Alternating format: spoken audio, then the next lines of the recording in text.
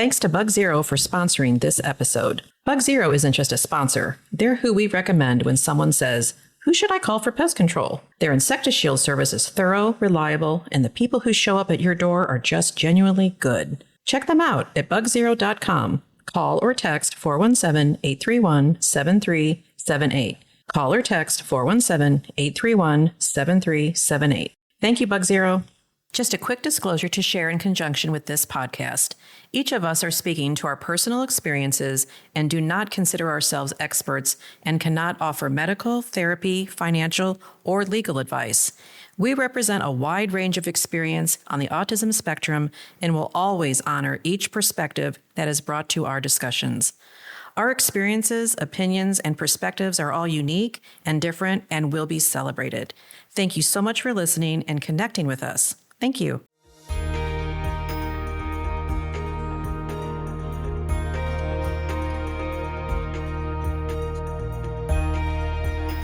Okay, so welcome to Navigating Adult Autism. I am here with Rebecca Greene, and she is our guest today. And this is part of our placement episodes on residential and other options where our adults with autism live and their choices of residence. So first of all, Rebecca, welcome. I've heard a lot of great things about you from Dawn. So tell us a little bit about yourself and what you do first, so our listeners get to know you a little bit better. Sure. I work for Central Bank of the Ozarks. I run a program called Prosper You, which is a free financial literacy program. So I teach a lot of financial classes, and I'm a certified financial counselor. So I work a lot one-on-one with people on how to manage their finances, because it gets hard to know all the right ways to put things into place. And that's probably one of the favorite things that I get to do. That's exciting, though. So is it for everybody? It's for everybody, open to the public. You do not need to be a central bank customer. We don't try to sell central bank products. It's just a service we provide to the community. Oh, wow. Yeah, I know Dawn has talked highly of that. And JR, her son with autism, attended. So even people with disabilities could go. And do you just cater it to them? Or is it would you have a typical person there and then a lower functioning person there, or do you have certain classes? So I haven't had a lot of people with disabilities show up to classes that we host for general classes like budgeting or whatever. But Dawn came to me a few months back and asked if I would host a class, especially for individuals with disabilities. And I said, absolutely. So we partnered with Special Olympics. I think the ARC threw some things in there. So we were just trying to get the word out, and the class was tailored to individuals that needed to understand things in a slightly different way. Right. Well, that's really good. Yeah. I think my son could benefit from that, actually. So I think we all could. Yeah, that's true. That's true. Yeah. Okay, so to your son, tell us a little bit about your son, how old he is, and his residential status, and how long he lived with you and didn't, and just kind of in a nutshell what that's all about. Yeah, so my son is 21. Okay. He was diagnosed with, at the time, he was 2, had just turned 2, was diagnosed with autism. And I remember skipping out of the doctor's office so happy because I was like, I don't know what it is, but they said it's autism and it'll be really easy. And by the time he's school age, you won't even be able to tell that he has autism. Here we are, almost 20 years later, and my son actually has what was called at the time severe nonverbal autism. I know they have different levels now. Right. I was a single mom for most of his life, and was his full-time caregiver, even though I worked. But, when they're young, they get to go to school. Right. And had caregivers come in and out of the house.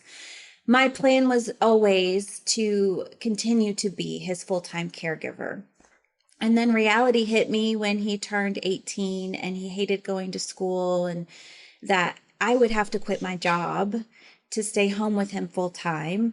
And then I thought, how am I going to do that? He's a big kid, a big gentle giant, but he's a big guy. And so I started to think of what could we do? Residential placement. I did not like the idea at all, to be completely honest. Okay. I was anti. Did you visit some? I did. I tried a lot of different things. I thought, could he, attend school longer so then I have some help? The 21 rule where they could go, And it was just a challenge to get him through senior year of high school. So that was out. The other thing I thought, well, maybe a day program where he could go, but every single one I visited really wasn't equipped for the needs that my son would have. And we were just coming out of COVID too. It was, Okay. I believe it was 2021. So there wasn't a whole lot that was open in our area in Springfield. So I was working with the regional center and they said, what about a group home? And I said, I don't know, but I'm willing to visit some and see what that looks like. But there was nothing in Springfield. So then they said, would you go further? And I said, well, how much further? Yeah. So the options for us was Rolla or Columbia. And I said, Columbia's too far. I can't get there quickly enough. And they connected us with an organization called Missouri Mentor. And they run the group home that we settled on in Rolla. And, I was surprised it was a house just like my house. And it had all the amenities and in a very nice neighborhood. In my mind, I thought it was going to be this home that had a flashing sign that said disabled individuals live here or something like that. But it was not distinguishable. Looked more institutionalized. Yes, you probably thought. Yeah, I did. Yeah. I did. Yeah. And it wasn't. So I was pleasantly surprised about that. Okay. Is that where he is now? No. He was there for about a year. And you liked it, or how'd it go? Probably not if it was just a year. Well, I will tell you, I feel like the system for dropping him off should have gone smoother. I had a lot of communication and we had a ton of meetings before about his needs, and we had to fill out a whole book of, everything you could think of. Mm-hmm. But for me, it was the equivalent of dropping off my toddler with strangers, because in reality, that is kind of how my son functions. Right. And I showed up and there was one lady there that was the staff for the day. And she was kind of unsure of what my son needed. And it was just very hard for me. However, my son was thrilled. He was like, he walked in, he had his own bed, all brand new furniture, and he was pretty excited. And we had prepped him as well as we could for weeks. Like, Robbie's going to go, his name's Robbie. Okay. Robbie's going to go to a big boy house. He's going to have his own house, not at Mama's house, going to Robbie's house. And we talked through it. We went and visited. And so I think he kind of understood. He seemed to understand. But when it was time for me to leave, I cried and cried and cried. After I left, I probably cried for a month straight. I was so worried about him. I bet. Because, you can vet the staff and you can try to vet the roommates that they have, but you only get to meet them face to face. And I know that they do their due diligence of background checks and all the things. But it was slightly different than I thought. They didn't have Wi-Fi set up, and my son is very dependent on internet. So that was a whole issue. That's a huge issue. It was a huge issue. I was like, what? In most of our worlds, that's I'm like, oh, this is going to be a disaster. Yeah. And so I think he did just fine. I called all day, every day, checking up on him. How's he doing? But it was hard. He doesn't make for a good roommate. And that was the biggest issue, because any roommates that he had wanted somebody who would interact, and Robbie doesn't. And then some staff would come in, and I think they were afraid of my son because he does act out. He can. Okay. And so it was easier to just let him sleep all day. And I found that he was sleeping most of the day, and I did not like that. Right. Yeah. Yeah. I've ran across that before with other people I've talked to.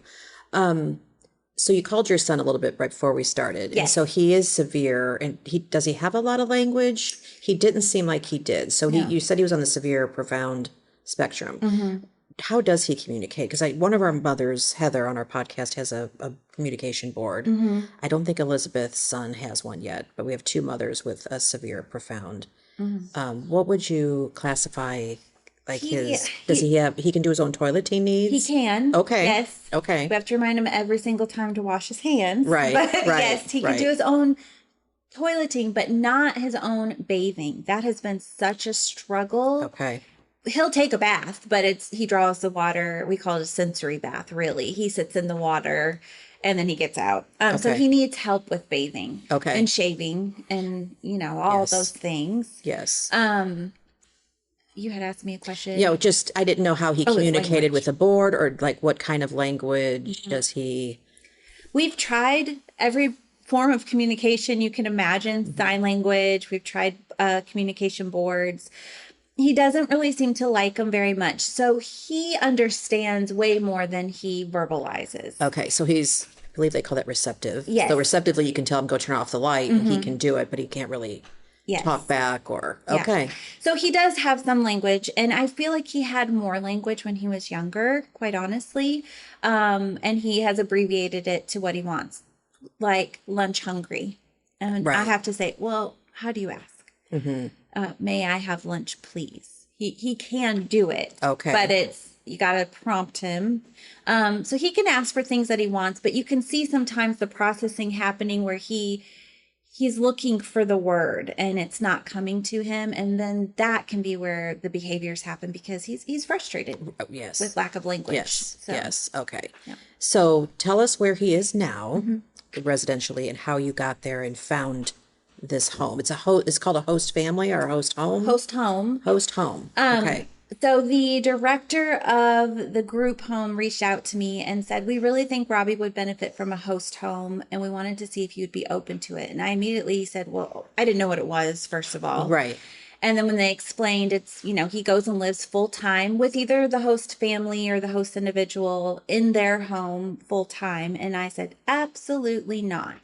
Because my heart as a mother was, so somebody else is going to raise my son.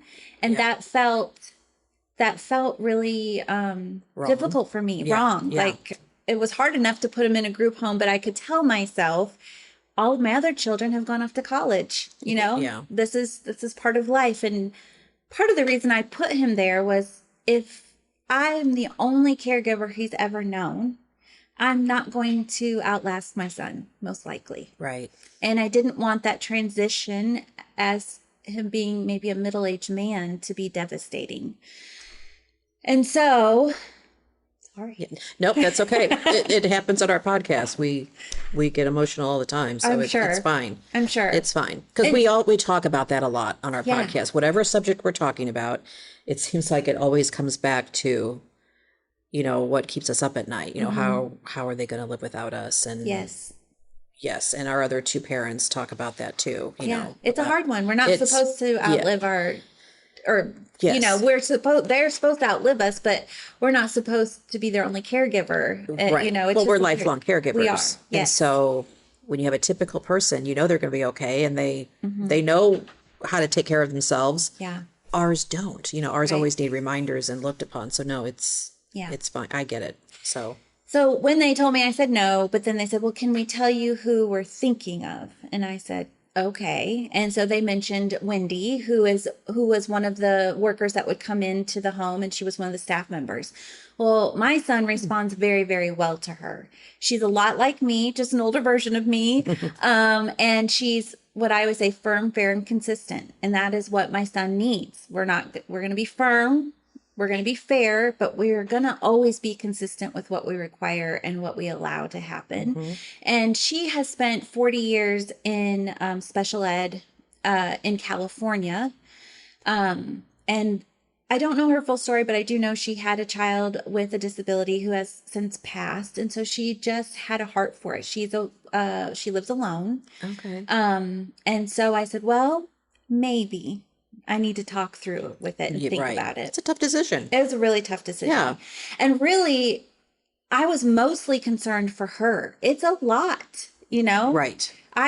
He's been mine since day one. I'm used to the noises, to the messes, to the holes in the wall that might happen or whatever. And I just thought, you don't have a backup. What does that look like? Right. Right. But it has been the best thing for Robbie. She is so good with him. Now, how long has he been with her? Almost 2 years. Almost. Is this in Rolla still? It's a little closer. It's in Waynesville. So we meet halfway at the that candy shop. Yes. Yes. So it only takes me about 35 minutes to meet her halfway, and we do that a lot. Or she'll bring him all the way here, or sometimes I go there. And that's her job. Yes. Right. So she's getting gainfully employed, taking care of your son. So it's just those two. So and they had connected in Rolla at the group home. Correct. Okay. Well, that's good. So I didn't know about host families, and I think that's why we wanted to have you on. Yeah. I didn't even know it was an option, and who you go through to find your host family. Is that your service coordinator? Is it? So you could pick anybody.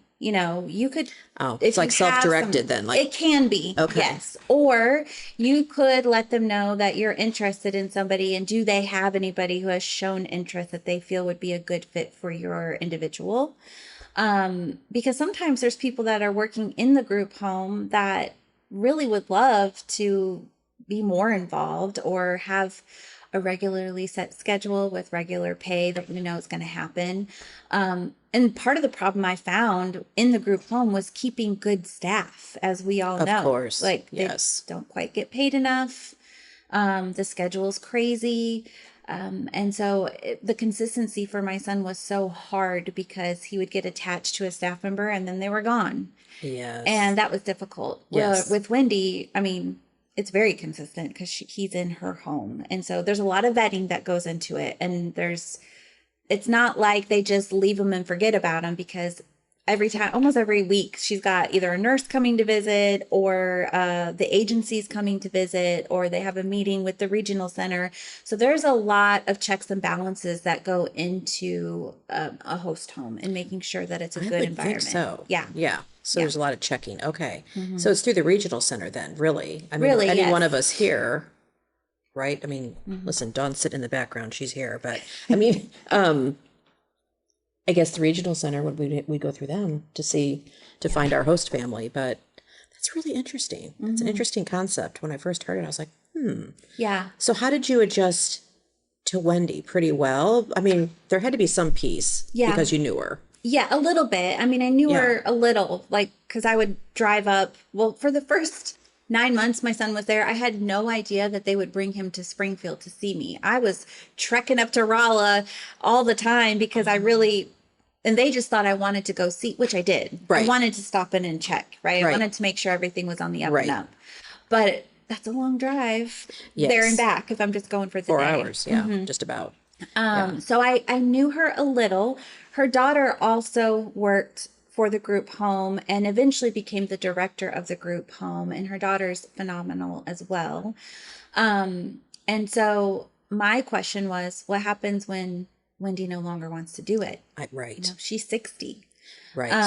And so of course her daughter's like, well, then I will. And I was like, well, we'll cross that bridge when we get there. Now what keeps me awake at night is what happens when Wendy decides that she's had enough. So I try my best to give her as many breaks as possible.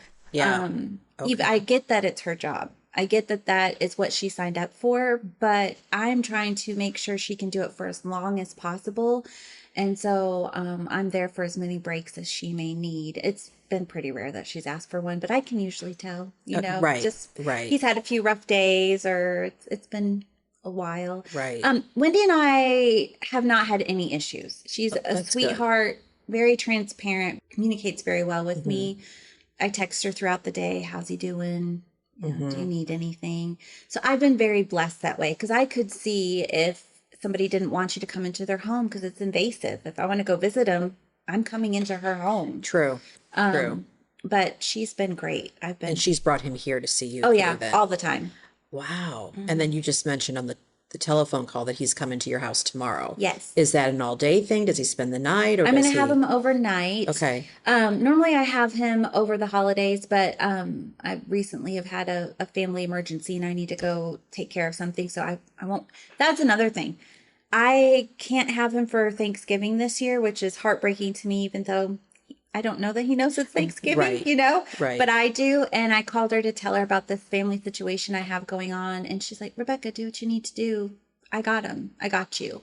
And that, you don't find that very often. Right. Right. So how did your life, I mean, that had to take a lot of weight off of you when Yes. he moved out. I mean, I say that with love, I mean, Yeah. and concern, because especially our two moms that are caregivers, I mean, it's a lot. Yeah. I mean, even Elizabeth, who has 5 children, there's a lot going on at her house. I just, sometimes I think, wow, do you ever get a break? Like, it's because No. we all need the breaks, Yeah. and from that. So I'm sure as a single mom at the time, that gave you just a lot of, kind of lifted your burden, right? That you can go to work Yeah. and not be interrupted or if something, Yeah. because you were the only caregiver. I was. And I have 4 children. Okay. And all of them are really close in age. So I became an empty nester. It felt like overnight because they were all just going and doing their thing. And when Robbie left, I'm going to be completely honest. I was lost for about a year. I had this constant panic every day of where am I supposed to be? Where's Robbie? What do I need to do? What's happening next? And not knowing what to do with myself. I also started this job I worked for Central Bank for 15 years, but the Prosper You thing came about right as I was placing Robbie, which I would not have been able to do Prosper You because it's a lot of nights. It's a lot of True. sometimes weekends, it's long days, and I got to get home for Robbie. So it was somewhat of a burden lifted, right? To be completely honest. Yeah. And I found myself with more free time, but it was also a bit of a grieving process. Yeah, I bet. Just thinking, did I do the right thing? Is he okay? What do I do with myself now when I don't have somebody that needs me full time? So it was a little difficult. A little bit of adjustment. Yeah, the moms have talked in the podcast before about how we have gone through the grieving process when a lot of we see our friends' kids graduate from high school and picking a college, and the moms are crying because their kids are going to college, and we're like, oh, I wish we could do that, you know, because I know when my son moved out on his own, which was a big deal to decide on his apartment. He does live in his apartment now for 8 years, I guess. We were so happy that to us it was a goal reached that he could do this. Well, however, we still check on him and we take him to work, and we, if the internet goes out, the whole world's falling apart, and we have to pick him up and bring him here, bring him to his grandparents, because God knows when the internet's going to go back on. That's, so there's still a lot of checking up and caregiving. But listen, we were jumping for joy that, oh my gosh, he reached another milestone. He could live on his own. Like, this is fantastic. And I just saw the juxtaposition of other parents crying for their kids going to college. And I'm thinking, oh my gosh, be happy. Like, you should be thrilled that you have typical kids that can go off to college. And so it's strange, isn't it? It is. I mean, if you think back of every milestone, I remember sitting in my house looking at other families thinking, what, you're complaining because your kid is talking too much? I just wish my son would tell me about his day. Right. And I realize our reality is different for everybody, and it is a burden for them or a trial or whatever in that moment. But we grieve a lot of different things that we didn't think that we were going to grieve. And there's just little triggers when you never know it. Yes. That pop up. So, yeah. Are you still his guardian then? I am. You are? Okay. I didn't want to give that up. I wanted to be his legal guardian so that I make decisions. I will say Wendy takes him to all of his doctor's appointments. Wow. Okay. Yeah, she's great. And she communicates back with me on what happened, if we changed any medications. I think her biggest struggle is, number one, she's from California, so she's used to earthquakes, not tornadoes. Oh.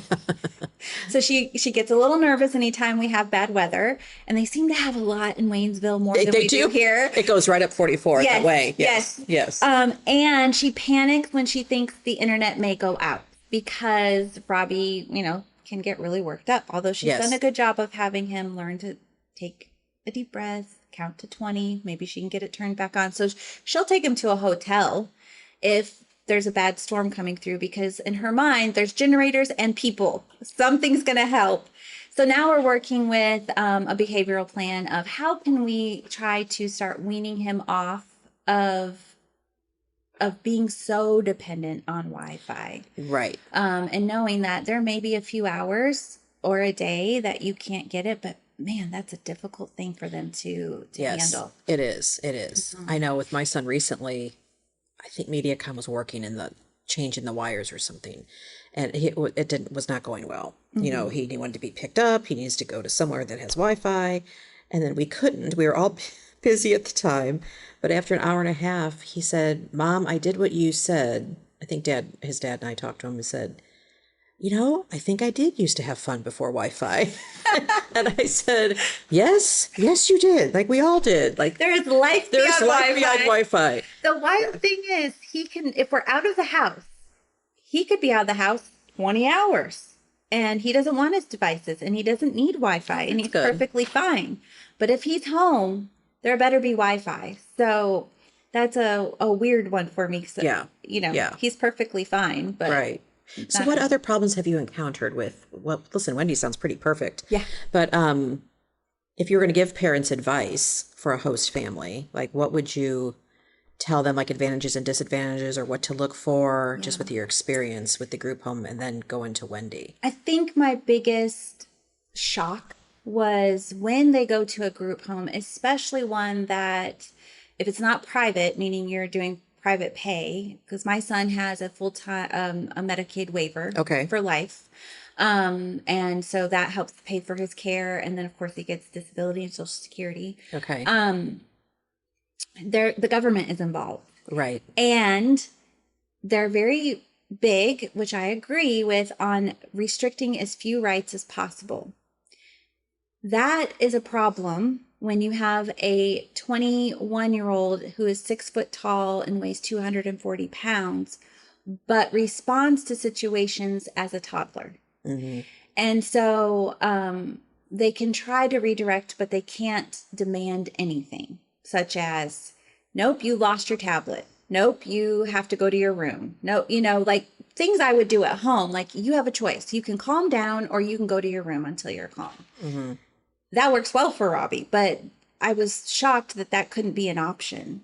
And so that was very frustrating for me in the group home, because I said, if there's no consequences for his behaviors, they will continue to escalate. And now he's going to be Correct. a harm to himself or others.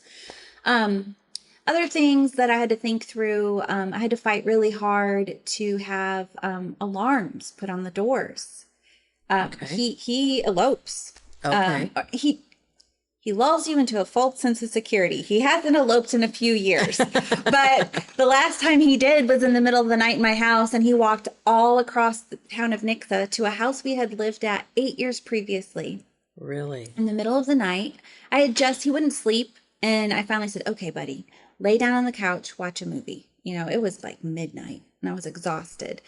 I go to bed. I wake up to a phone call from the Nixa police. Do you know a Robbie Greene? And I was like, what? Yes. Well, we have him. And I was like, what? It was frigid. He had no shoes on. He just had shorts and a t-shirt.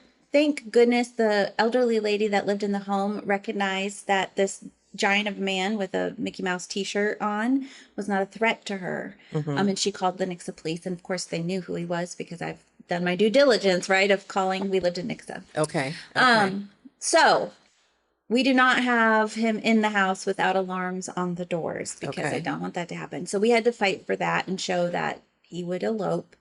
The other thing is he needs, his food needs to be restricted, because he will eat all day long. Like there is no shut off, and he'll eat things that he probably shouldn't eat, like raw bacon. He's done that before. Okay. And so they kind of want to revisit that one on a regular basis. Like, well, we're restricting his food. I said, it is for his well-being that we're not telling him, no, he can't eat. Right. We're just saying it's not a buffet that you can graze at all day long. Right. So that's been a little difficult, to navigate those things that you would just take for granted. Like, this is how we do things. This is the right way to do them for him, to navigate that. With Wendy, though, I will say we have an understanding, like, hey, if you need to set boundaries for him to keep you safe, that's what I want you to do. Right. I want you to say, Robbie, you're not, you're upset, and I need you to go sit in your room until you calm down. I don't see that as taking away rights. I see that as teaching him safe ways to behave and control his emotions. Right. So she does a really good job, but there's always going to be a transition. I would say if you're looking for a host home or a caregiver, you need to really make sure that you have a good rapport with that person.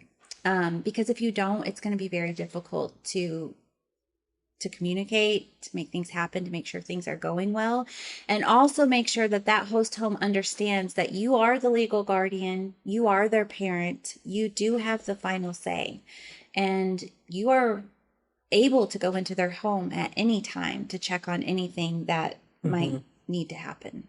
So does Wendy take him to her family functions, or what? If she can, if she wants to, she'll tell me, hey, we're going to go to Elizabeth. That's her daughter. We're going to go to her house for dinner. She takes him everywhere. Does she really? Yeah, we're going to every day. She tries to get him out to do something. Recently he got to, they went to a church and passed out meals to people. And I said, how did he do? Because he's very food driven. Yeah. And he was confused by why he had to keep passing off the food, but he did pretty well. Yeah. So she tries to get him involved in as many things as possible. So if she has something else going on, like a girls' weekend or something going on, does he come with you? Does he have my request for her was she's able to get respite care, and she's allowed to find somebody to come in and take care of him. My request has been that anytime it's overnight, unless it's her daughter, Elizabeth, that it be me. And I will drop whatever I need to drop to make that happen for her. Gotcha. So far it's worked out really well.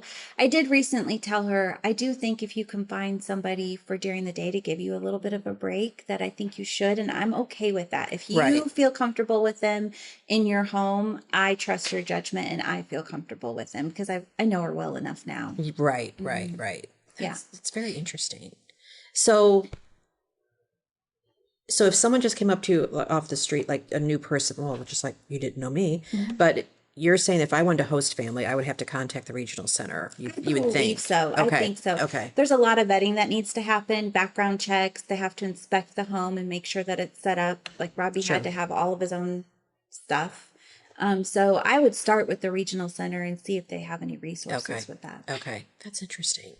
Yeah. So what do you foresee for his future? I know we just kind of touched on that a little bit about we hope Wendy does it for a long time. And but what do you envision for his future? That's a really good question.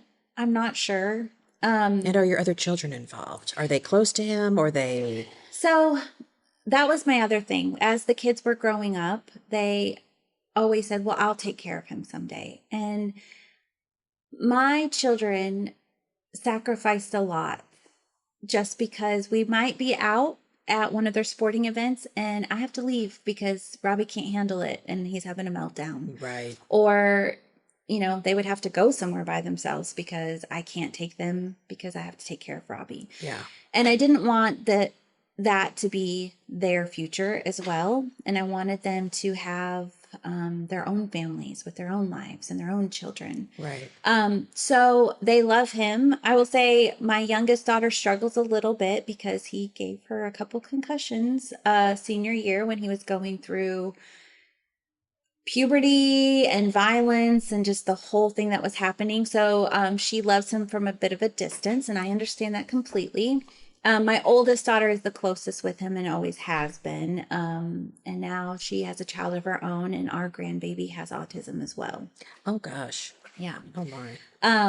And I, she called me and said, Mom, I don't know that I can do this. And I said, of course you can. You've been prepped for it your entire life, and you have me. I had nobody that had done it before me or knew anything. And so yes, they'd spend some time with him, but no, they don't take care of him. I've talked to my husband and said, maybe someday maybe he could get to where he could kind of live on his own and maybe like a mother-in-law quarters behind our house. I don't know, because he surprises me all the time with, oh my goodness, I didn't know you knew how to do that. Or, okay, I'm not sure. I'm open to exploring possibilities, but I really don't know. If Wendy decides she's done and her daughter Elizabeth doesn't want to take it on, I will look to move him closer to Springfield just so that I can be more involved. Right. Okay. That's very interesting. So, did you have a question, Dawn? No. Okay. Well, I really appreciate you. Do you have anything else to add that you want to say about a host family or your situation? Or I would say, I think we need to trust that our kids are capable of more than we think they are. Yeah. You know, I think sometimes our fear limits them. I know mine did. And you will know when you visit a group home or a host home, especially moms, we have that inner voice that tells us, nope, this is wrong. Right. Or this feels okay. I need to explore it a little bit more. Yeah. And so I would just say, keep open to the possibility and give yourself some grace. It's okay to want to break. Right. It's okay to say, I don't know that I can do this forever. And that was a hard one for me to come to grips with. But I see parents that are still taking care of children or adults like Robbie who are very high need. Mm-hmm. And I think, you look tired. Right. It's okay to need a break. Yeah. Right. Good advice. Yeah. Well, it's so nice meeting you. You too. So maybe we can catch up later in a year and see how Robbie's doing. Yeah, but I would love we'll to. keep in touch, and Yeah. he sounds like a great guy. So Thank you. you so much for being here. Yeah, thank you I for appreciate having it. me. You bet. Mhm. Thank you. Okay, welcome back to Navigating Adult Autism. This is Dawn. Unfortunately, none of the other podcasters are with me today, but I am joined by two guests, Becky Shaw and David Shaw, and want to have a conversation with them about the placement of their son and brother, Jonathan. So to start the conversation, Becky, would you briefly tell us about your family? Okay. We a family of 6 kids. Jonathan is the youngest. Jeanette and Gary are my 2 stepchildren, children of my husband, and then Danny and Sarah are my 2 children from another marriage, and then David and Jonathan are my husband and I's children, and Jonathan is the youngest. And what's Jonathan's diagnosis? Jonathan's diagnosis is autism. He's low functioning as far as he doesn't talk. He uses simple signs to communicate, simple one-word signs.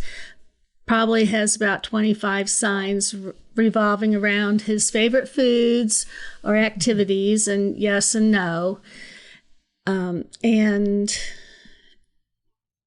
he and David, my other son, the second to youngest, was also diagnosed with autism, but he's much higher functioning on the spectrum. He's able to work another regular job. He has friends. He can take care of himself. Jonathan needs someone to prepare his meals and help him with hygiene routines. I would say he's functioning around maybe 2 years old cognitively. Okay, and you have guardianship of Jonathan, right? Yes, I have guardianship of Jonathan.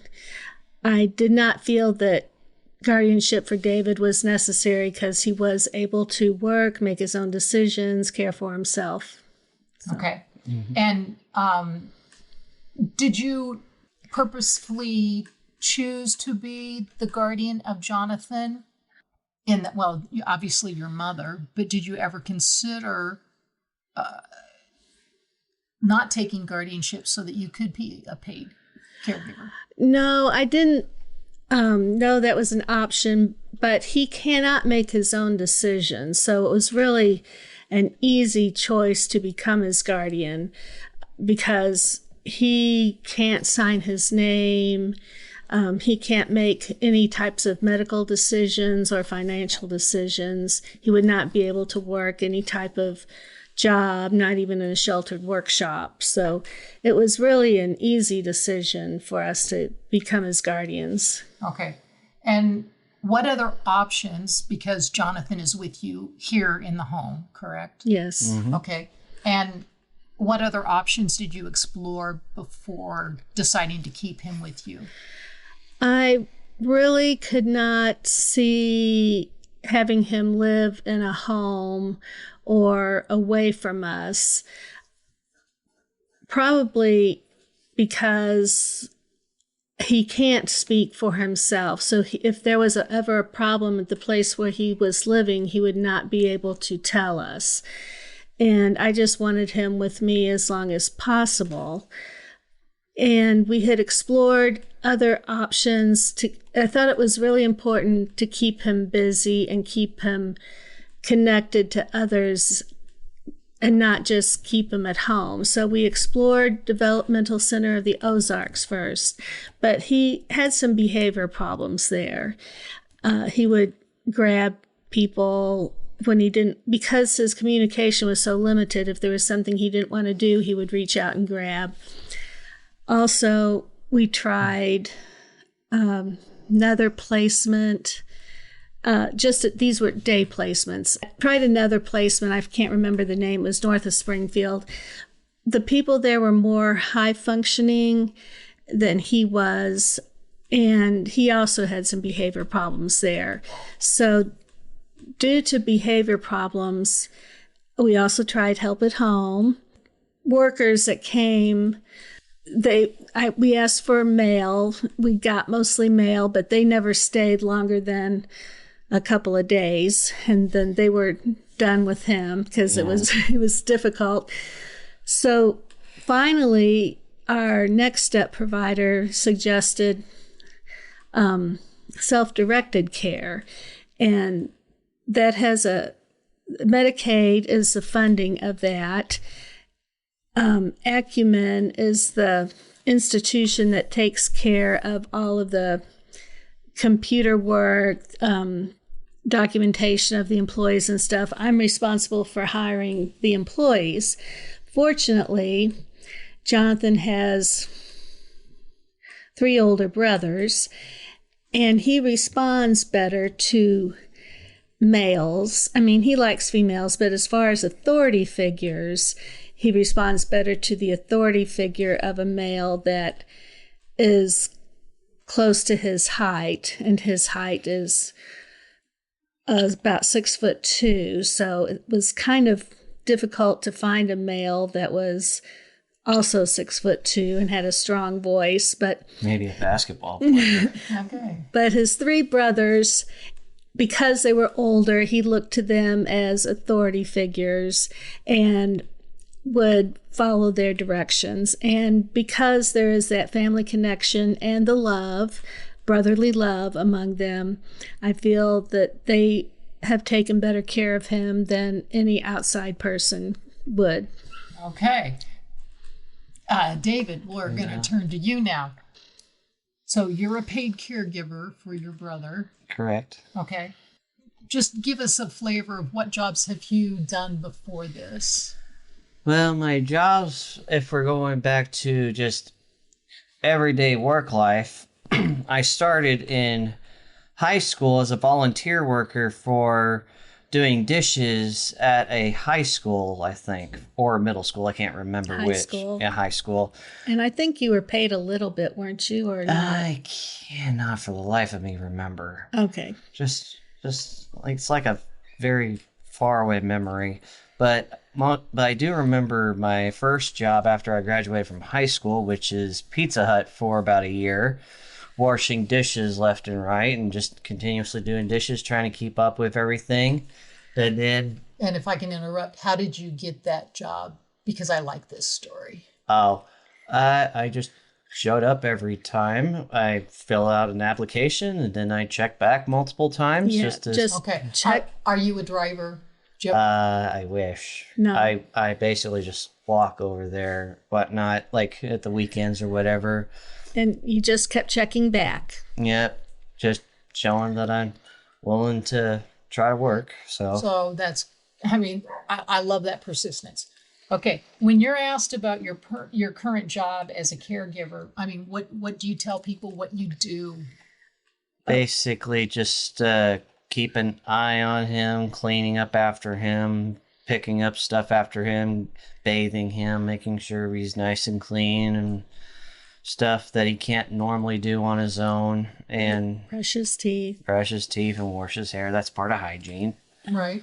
Yeah. And you give him his medicine. Yeah. Like after his breakfast, I give him his medicine, or before, whichever comes first.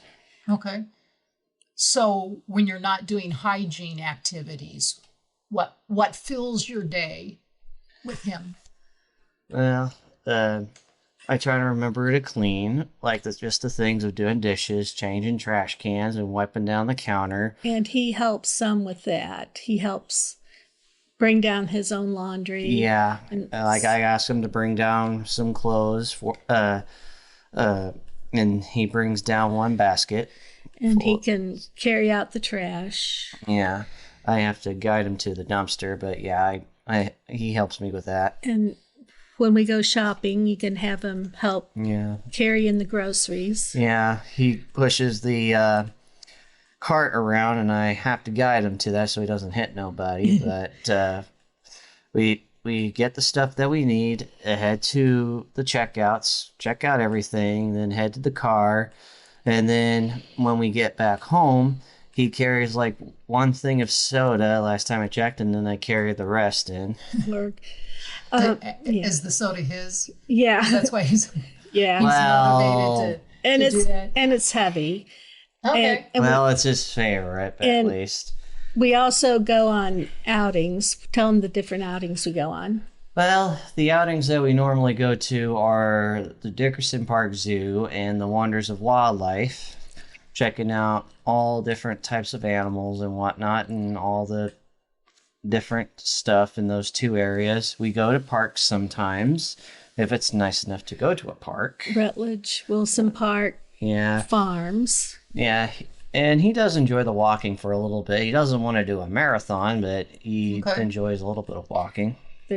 There's some nature trails we go on too. Yeah. Okay. Have you ever tried doing anything educational? I mean, do it yourself, speech therapy, or anything along that line? Oh, one candy plus two candy equals one missing candy. But We do encourage him to use his signs, and if there's something he really likes, he will learn a new sign. It usually is something that's really important to him. like hamburgers and soda. But if there's a new food, like we don't get grapes that often, but when we have grapes, that's one of his favorites. So I did teach him the sign for grapes, and he picked that up pretty quickly. So if there's something really important to him, he'll remember it. pick that up. Okay. Yeah, I might have to remember the signs myself, but yeah. We used videos called Signing Time Oh, I to haven't help. heard that one in a while. Well, I learned them, then I taught them to you. But basically, it's American Sign Language, but there was some children's videos that helped us learn the signs. And I had him watch them, but I think he learns more from one-on-one with us as his teacher. Yeah. Okay. And so, David, what's your relationship with Jonathan like? Do you feel like his brother still, even though you're his paid caregiver? And Yeah, in a lot of ways, yeah. Like, he still is my brother, and I have to try to take care of him the best I can and whatnot. And it's just building a relationship with him, I suppose. how many hours a day are you responsible for being with him? Well, whatever the hours that I share with my three brothers. It's works out to about approximately 8 hours a day, 4 days a week, because he is still working. We forgot to mention he works at Walmart, which he got through Voc Rehab. Really helped him in getting that job at Walmart, which is within walking distance of our home. And he works maintenance there 2 days a week. Was working full time, but he decided he would rather work with Jonathan a few more hours than at Walmart. Yeah, technically they pay more, but also Walmart pays more? my work with Jonathan pays more. I'm sorry. Okay. Yeah, I get mixed up sometimes. Yeah. No, that's fine. So then you have there's a definite financial Well, motivation or Yeah. more than that, reward? Yeah. Jonathan does need a lot of care and whatnot, and I do not like to leave him by himself with mom and stuff like that. That kind of doesn't sit well with me too good. He does need to be watched. I'm able to pay his workers $25 an hour, which has been greatly beneficial to his 3 brothers. They enjoy working with him. They enjoy that it can be somewhat flexible. If one brother needs off for an appointment, another brother can fill in, which is really nice. They have it worked out where they alternate weekends, and it's a really good situation for everybody. That's great. How many brothers reside in this house? One. And we're looking at David. Yeah. Yeah. The other brothers are someplace else. They have their own apartment in Republic, so. Okay. Yeah. Okay. Is there any final word you'd like to give to our audience, keeping in mind that hopefully we're reaching, other families who will be looking into placement? Yeah. The only drawback to this program is the boys do need to find another source of income. This program does not provide for their health insurance. So David still has health insurance through Walmart, and Danny and Gary have their own health insurance. That's the only drawback. But otherwise, I thought Danny didn't have health insurance, but Danny's still trying to find the best option. But anyway, but other than that, they really enjoy being able to work with their brother. They enjoy the steady paycheck. And I know that Jonathan really enjoys the attention he gets from his older brothers. He really enjoys being with them, and they all get him out in the community. Gary is able to work with him on some exercise stuff. He has exercise equipment where he lives, and they all have all 3 brothers have different strengths. Good. That sounds wonderful. Okay, well, thank you very much for your time. I appreciate it immensely, and we'll be back with you soon with probably another mini interview. Okay, thank you. bye-bye.